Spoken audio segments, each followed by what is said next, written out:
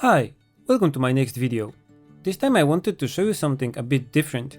As you know, I already finished making all the images necessary for my upcoming book Tokyo at Night, and it's already printed and almost at the bookstores. I had then some time to go with Kana on a small trip to rest a little, so we decided to go to Hokkaido for a few days.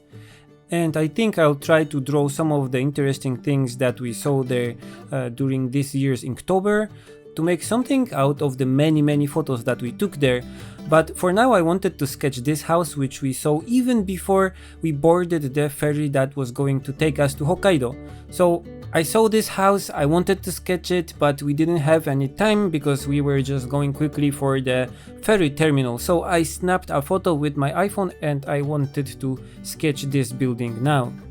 I didn't want to overdo this piece, so I went for something really simple in terms of the technique. I first drew very light outlines of the main elements of the house to get the hold of the shape of the thing and the perspective and the size of the building, and to just place it in the frame. And then I started to go over this sketch again without erasing the old one, without erasing the underdrawing, with more thicker and more concrete lines, but I'm also keeping these loose so they are not so straight, they are not so accurate, just more natural and more organic. I'm trying to get the feel of the building here and not be 100% accurate to what it actually looked like. And I also tried a similar approach to the colors. I wanted to keep them simple and not to overdo it and not to make it too realistic, to keep the watercolor sketch spirit here, so also not to put too much details in. I tried to use a bigger brush than I would usually use for a painting this size, to limit myself a bit also. I did this using the Moleskine watercolor sketchbook, so this is the landscape one with watercolor paper inside, and I don't really like the paper for painting only with watercolors, so for making watercolor paintings.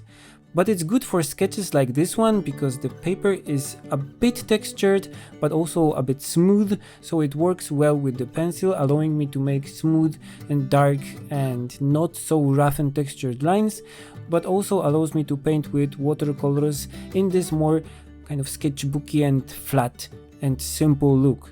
This is actually the last page in this sketchbook that I had for almost 4 years now, I think, and I'm looking forward to using something different for my watercolor and gouache sketching. Okay, so this is how the sketch turned out like. I like it, but I think I have to work a bit more on balancing the colors and the details in simple sketches like this one to make it more simple and more easy to understand and more painterly. Okay, I hope you liked this video. As always, feel free to comment, share and subscribe, and you can also support me on Patreon. See you in the next one. Bye!